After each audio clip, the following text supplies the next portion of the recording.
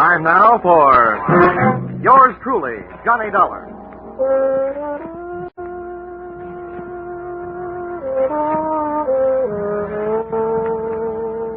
The next half hour has its baggage packed to take a trip with America's fabulous freelance insurance investigator, Johnny Dollar.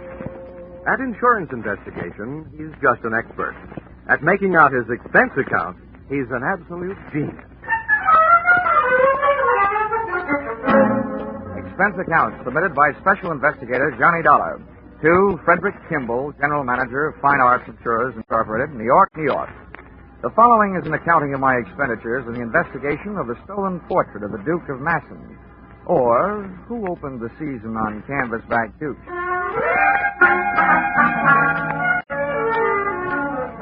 Expense account, item 1, $350, plane fare, New York to London.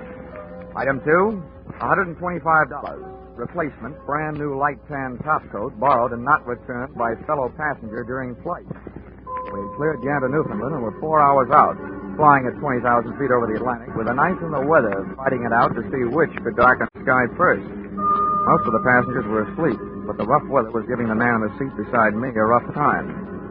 Although the plane had leveled off, his dinner was still trying to gain altitude. Among other things, he complained of chills, so I slipped out of my topcoat and threw it around his shoulders. Oh, thank you. I'm sorry to be such a bother. I think I'll try a drink of water. Okay, I'll buzz for the steward. No, don't bother. She's up forward. Maybe they walk back. Too far. He stepped out for a breath of fresh air. I didn't think anybody was sick enough to do that.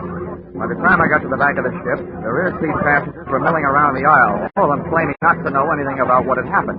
I didn't either. But if my ex-friend hadn't jumped out of the plane, he'd been pushed. And that posed this tantalizing question.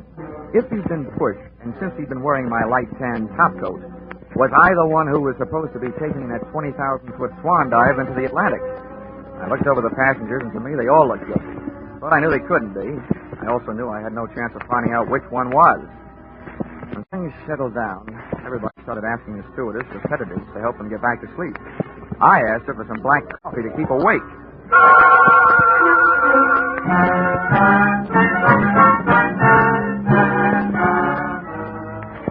By 4 o'clock the next afternoon, I was in good health, in London, and in the office of your policyholder, Dexter Morley. Yes, I've been expecting you, Dollar. Your company cabled us you were coming. They're very generous of them to send you all the way over here to help. The way I have to pad my expense account to make an honest living. Don't ever accuse my clients of generosity. Oh? Oh, no. They aren't being soft-hearted benefactors. They're being hard-headed businessmen. If that painting stays lost, it'll cost them $250,000. Well, I'd better brief you from the beginning. Oh, if I yawn during your story, Morley, don't mind. I'm just sleepy. I see. Very well, I'll make it brief, Dollar. Well, during my lifetime, I have developed an overwhelming appreciation for fine painting. Unfortunately, I have not been able to develop the fortune that should go with it. As a result, I haven't only not been able to buy any great paintings, I've not been able to afford to travel to the museums around the world where the great masterpieces hang. Well, I guess there must be a lot of people stuck in the same fix. Exactly, and that's what gave birth to my plan. I have organized what you might call the Masterpiece of the Month Club. Its members are 12 of the top museums and galleries in the world. This plan calls for them to rotate their most famous paintings. In other words, if the people can't afford to come to the pictures, my scheme brings the pictures to the people. A new one, every month. Well, that's very interesting, Mr. Morley. But let's talk about the one that got away. Oh, yes, of course. I was merely outlining the background of this case to delineate my responsibility in the matter. Well, so now we know that you feel personally responsible for the loss of the painting, even though it's well insured. Mr. Dollar, no amount of money can get that picture repainted by the man who originally painted it. The artist, Monet, has been dead for more than 300 years. Oh, a real gone guy. Well, if we fail to recover Monet's masterpiece, the Duke of Massen, it would not only be a tremendous shock, but also a tremendous loss to the world of art. Further, it would ruin my reputation. The very first thing to be loaned arrives here in London from Paris 4 days ago, and the first night after I deliver it to the museum, it is stolen off their wall. Okay, Mr. Morley. So much for the story. Where's the museum? It's the New Art Gallery at Coventry. Here's the address. I won't be able to accompany you myself as I'm flying across the channel immediately to try to calm the officials in Paris, the ones who loaned the stolen painting. They've been calling incessantly. I'll phone my assistant, Miss Harding, to meet you at the main entrance in the museum in, let's say, 45 minutes. Okay. Tell her I'll be the man asleep on the step.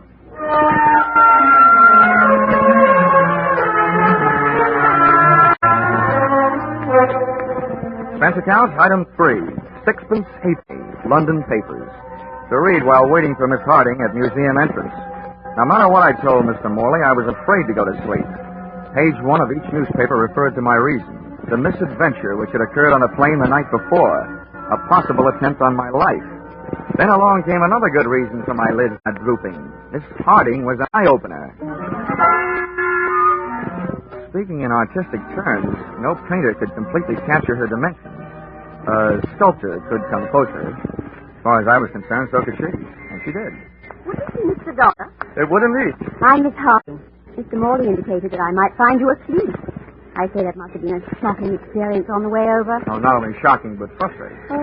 Yes, there was nothing much that could be done. We circled long enough to drop a few life rafts, some flares, and a big blob of yellow oil to help mark the spot. Then all the pilot could do was call for the air sea rescue boys and hope. Yes, it's been in all the papers the whole day. Poor chap. Yeah, it could be that there, but for the grace of a light tan topcoat, go I. What was that? Oh, nothing. Well, shall we go museum prowling? Yes, of course, though. Well, there isn't much to see, just a blank space on the wall. Well, let's take a look anyway.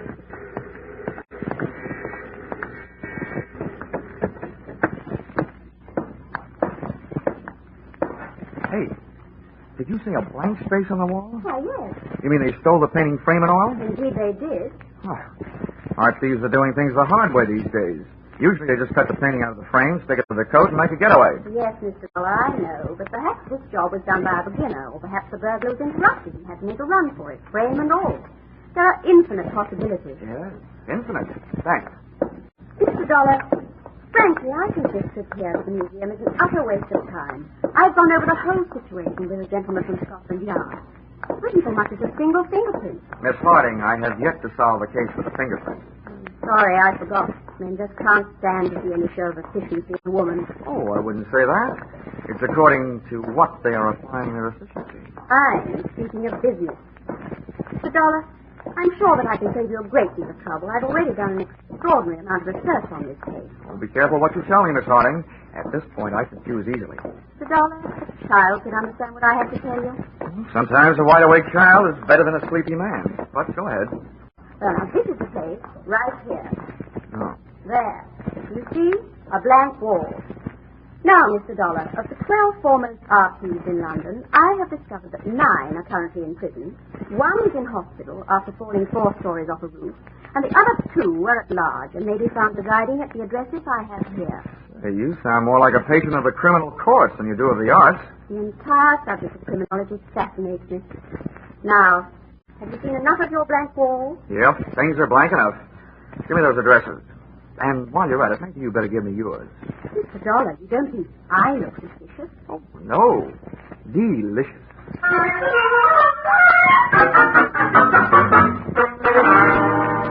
Expense account, item 4. 5 shillings. Cab fare to Scotland Yard. Tip to driver, 2 bob. When it comes to money, I speak all languages. Scotland Yard from the outside looked like a big public school. Well, it has taught a lot of lessons to a lot of people. Inside, it was tea time. When I inquired for the officer in charge of the robbery with which I was concerned, I was led to an Inspector Carew. First, he gave me a cup of tea. Then he gave me my lunch. Mr. Dollar, you sit here and ask me why we haven't done something. Believe me, sir, the yard is not as archaic as its architecture. There's a simple legal procedure which must occur before we can make either an investigation or an arrest. Well? First, a complaint must be lodged by the legal owners of any stolen property. At that point, and at that point only, are we allowed to act. You mean nobody called for help? Well, naturally, when the museum discovered the painting gone, they immediately rang us up. We went to court to gather primary evidence. Unfortunately, there was none. Well, what about the owners of the painting, the museum in Paris? As yet, we've heard nothing. We expect to momentarily. Inspector, just out of curiosity, what about this girl, Miss Harding? I'd say she's, a jolly fine type. I mean, do you know anything about her? I say, didn't you Yanks carry off enough of our girls after the war? I'm not in the importing business. I mean, is she known to you professionally? What? You suspect her? Well, not particularly, but she did give me this list. In her opinion, this is the who's who and where they are of your city's light-fingered art lovers. Let me see it. Well, quite complete and quite accurate. Hardly the work of an amateur. Where in the world would a young lady like Miss Harding come into such information? That, Inspector Carew, is exactly what I'm driving at.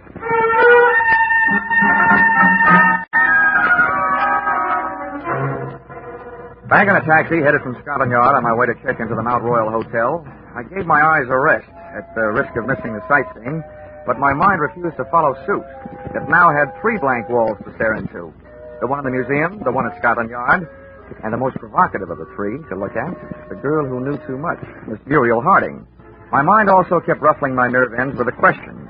Was I supposed to be the guy who got dumped out of that plane the night before? We arrived at the Mount Royal Hotel, and I got my answers. Here we are, sir. That's the Mount Royal, right? Dead on the course away. You can't miss it. Okay. What's the bill? To you, sir? That'll be half the crowd. How much? 2 and 6, sir. Oh, here, you figure it out. Phew. God, ever so, Governor. Look out, Governor, mind that car! That was a close one. You all right, Governor? Yeah. Blimey, since the cars are back on the street, it's more dangerous to walk around now than it was when them bloody buzz bombs were dropping. Yeah, a couple of good things about the buzz bombs, though. Nobody aimed them at you personally, and nobody was at the wheel to steer them.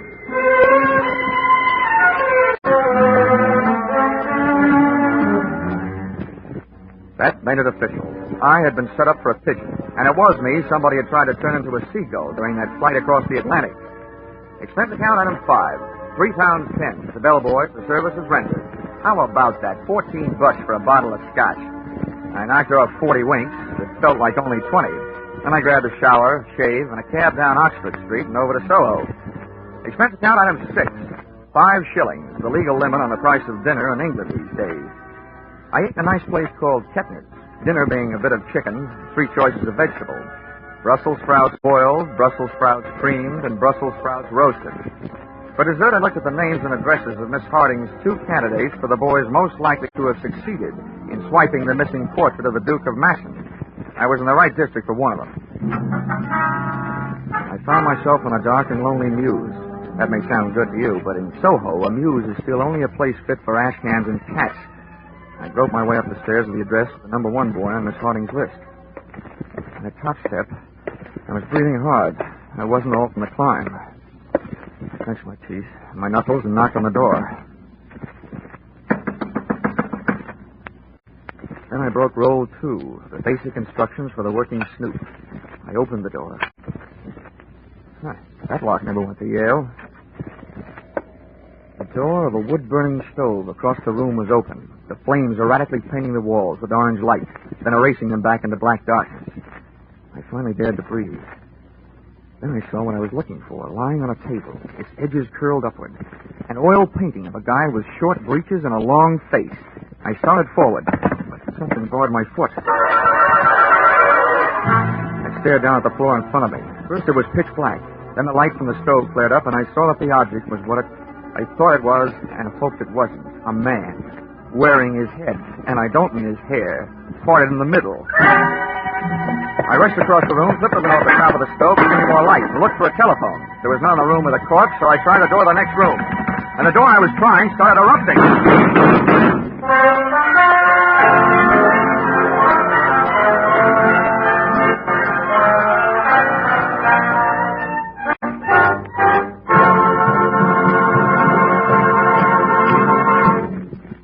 In just a moment, we'll turn to the second act of Yours Truly, Johnny Dollar. But first, we want to remind you that those delightful, charming neighbors, Ozzie and Harriet, are coming back home next Sunday night, coming back to CBS.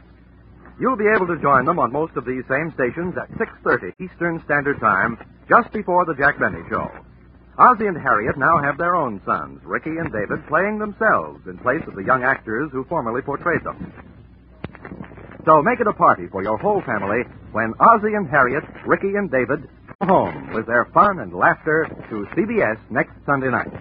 And now, back to Yours Truly, Johnny Dollar.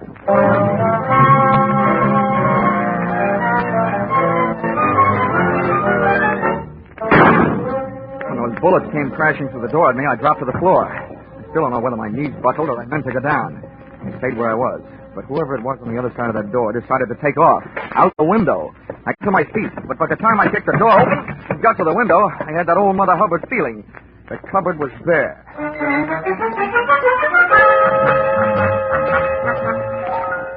And that's what I'm doing here in your flat, Miss Harding. After my little adventure, the first thing I did was to call the police. And the second was to come here to call on you, the girl who steered me into that shooting gallery. Well, you needn't sound so annoyed at me. Of course I advised you to go there, but after all, it was your duty. And you did recover the picture. And almost lost my health doing it, for the third time. Really? Yes, really. First, somebody tried to make a seagoing paratrooper out of me. Then they tried to make me part of the pavement by running me down with an auto. And now tonight, somebody on the other side of a door tries to turn it into my personal copy of the Pearly Gate. That's really enough for me. Mr. Dollar, where is the painting now? At Scotland Yard. And now let's change the subject back. What's bothering me is bothering me plenty. I want to know who didn't want me to find that picture, and why. Why, it seems elementary. Thank you, Dr. Watson. The thief naturally didn't want you to find it. Miss Harding, please. When I got shot at, the apparent thief was dead. Well, they do have henchmen, you know. If he was killed by an accomplice, why did the killer leave the painting? Oh, I'd have no way of knowing. Of that, I'm still not sure. Oh, really, Mr. Dollar, come off it. You hardly suspect me. I suspect you less if you'd stop saying that. At this point, I suspect everyone. Even Dexter Morley, of dreaming up this whole painting of the month scheme to bring those paintings within stealing distance. Oh, but that's utterly Yes, I know. If that was the plan, he'd wait until he had more than one picture on the road to steal. That's why I don't suspect him. Well, frankly, I don't see why you continue to worry. After all, your part of the job is done, isn't it? Yeah, I suppose you're right. But I still have a yearning burning deep down inside of me to break somebody's neck. Mind if I use your phone? Of course not. Help yourself. Thanks.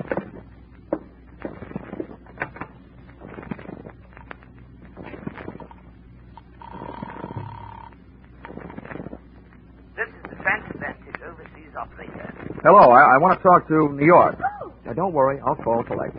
My name is Johnny Dollar. I want to place a collect call in New York. Number is Plaza 6, 9184. Check this, please, sir.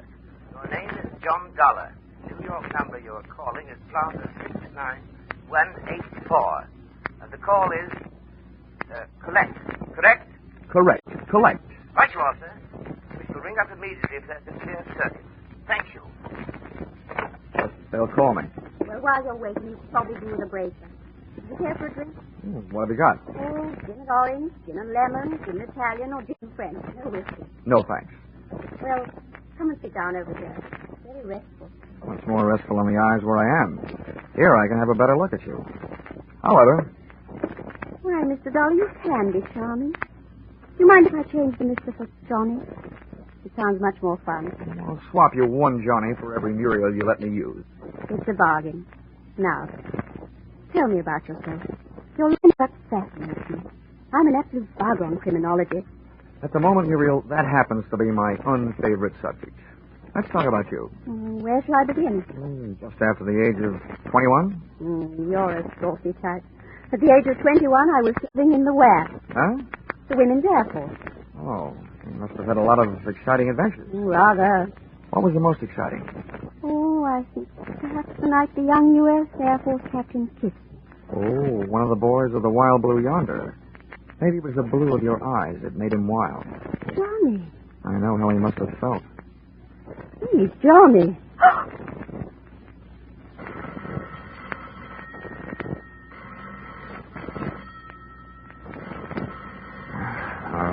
I'll be right back. All right, darling. Hello? Are you there? Are you there? Of course I'm here. Mr. Dollar? That's right. We're ready with your call to New York. The signal at the end of 3 minutes. Are you ready to talk? The minute you stop. Right you are, sir. Carry on. Hello? Hello? Is this the Fine Arts Insurers? I want to talk to Mr. Kimball. Yes, Dollar. I'm on the line. Go ahead. Well, you can stop worrying, Kimball. I got the painting back. You say you did get it back? That's right. It's safe. All you'll have to pay is the price of a new frame. But can't you say what happened to the frame? Well, the guy who swiped it took the painting out of the frame. I don't know where it is. Well, ask the culprit what he did with it. I can't. He's dead. Well, then look for it. That frame itself is worth $10,000. It was insured along with the painting. Okay, Fred. Don't blow out any bridge works. I'll look around for it. Give it everything you've got, Dollar. I've been too near doing that already. What do you say? Okay, Fred. I'll cable you what happens. Goodbye.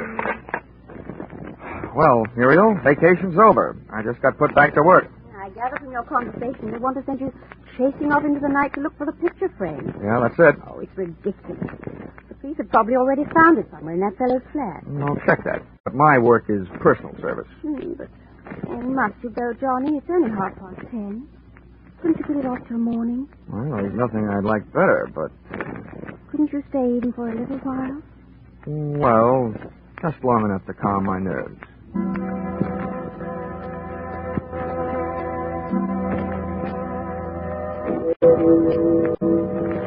Big Ben was ringing up midnight on Time's greedy cash register when I finally cleared with a bobby guarding the back alley flat, but had not so long before given up one unprecious life and one very precious painting. The place was darker than it had been on my previous visit, and when I groped for the electric switch, I realized why. There had been a brisk fire blazing before.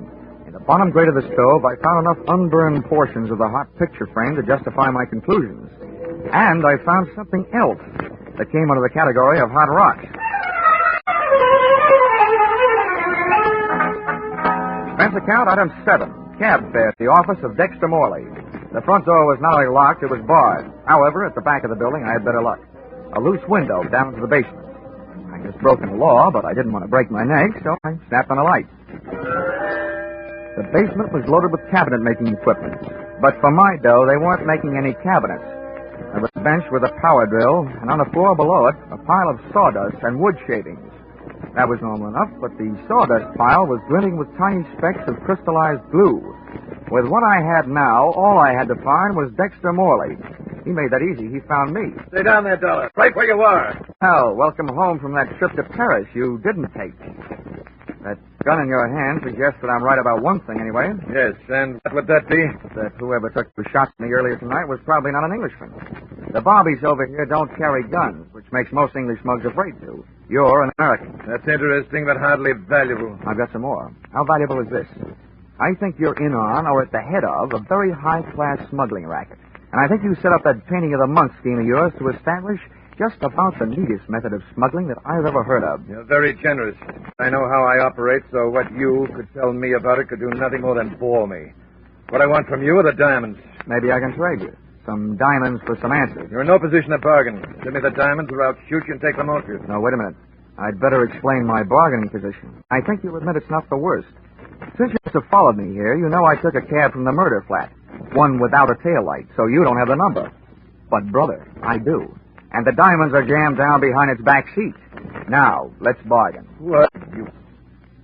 All right. What do you want to know? Just let me do the guessing, and check me if I'm wrong. You set up a chain of famous paintings which would move around the world through your branch offices. As each one passed through your hands here, the frame was to be dismantled, and holes bored in it at the joints for the purpose of smuggling diamonds. Right so far? Yes, Dollar, right. But remember, the more you are right about, the worse it is for me. So naturally, the worse it is for you. We'll take care of that later.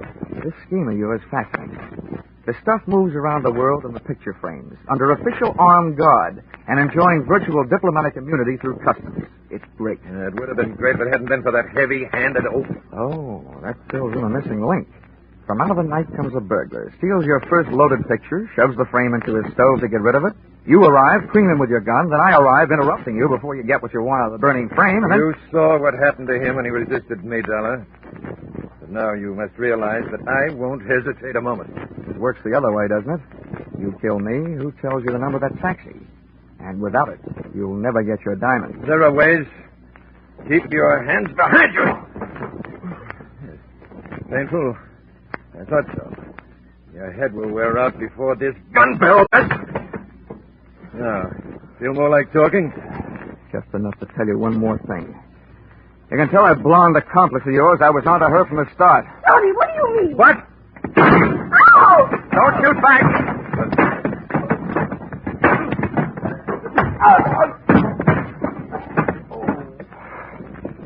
I can't repay you for those 3 tries you made or had made on my life, Morley. But here's what it feels like being hit on the head with a gun. Yeah, rockabye booby. Muriel, look out, you'll fall. I told you, that's a very undignified way for a lady to enter a room, through a basement window. Johnny, I was only trying to help, and there you were accusing me of being his accomplice. After all those nice things you said to me before. Whoa, wait a minute. Oh, I followed you. I wanted to see how you were. Oh, great. You and your criminology. At least you might have stepped in before you hit me those 2 licks. Look at my head. Oh, I'm sorry, Johnny. It's just that I love crime. Well, come on, get up. Oh. Would be a crime if Mr. Worley there woke up and I had to put him back to sleep again before the police got here. Well, what was it all about? It was about these little black things. I've got a pocket full of them. Here, scrape one of them with your fingernail. Oh, glass. Honey, that's the kind of glass a fellow hands his girl when he wants to be engaged to marry her. Johnny, darling, you mean... Yes, I mean only that they're diamonds.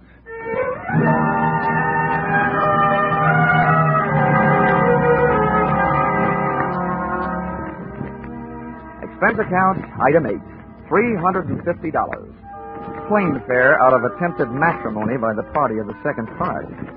Item 9, $25. Gift to Muriel Harding. 2 books, one on the art of crime, the other on the art of cookery, in the hopes that the latter might attract her to the pursuit of a more womanly hobby. Item 10, 10 cents. Roma Seltzer. Purchased upon landing at Gander, Newfoundland. The only thing still fighting me on this case were those Brussels sprouts I had at dinner in London the night before. Expense account total, $1,563.40. If you find any slight discrepancy in this amount, in my favor, blame it on my confusion and lack of understanding of the international rate of exchange. The only thing I like to exchange at this point is my head with its 2 new lumps. Wishing you the same, yours, truly, Johnny Dollar.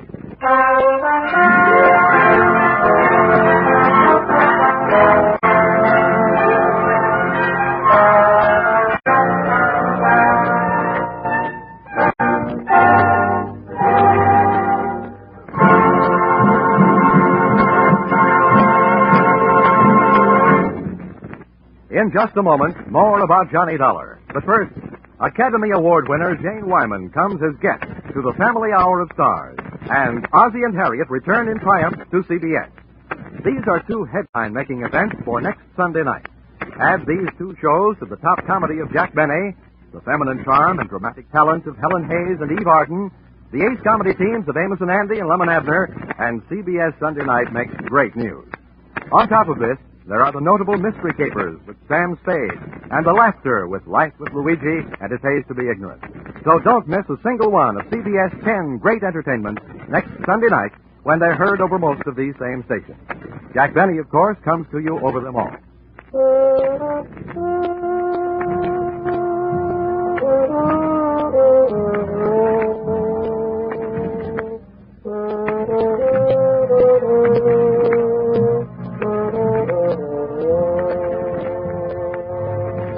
Listen in again next week when CBS brings you Yours Truly, Johnny Dollar, with Charles Russell as Johnny. Yours Truly, Johnny Dollar is written by Paul Dudley and Gil Dowd, with music by Mark Warno, and is produced and directed by Richard Sanville for CBS, the Columbia Broadcasting System.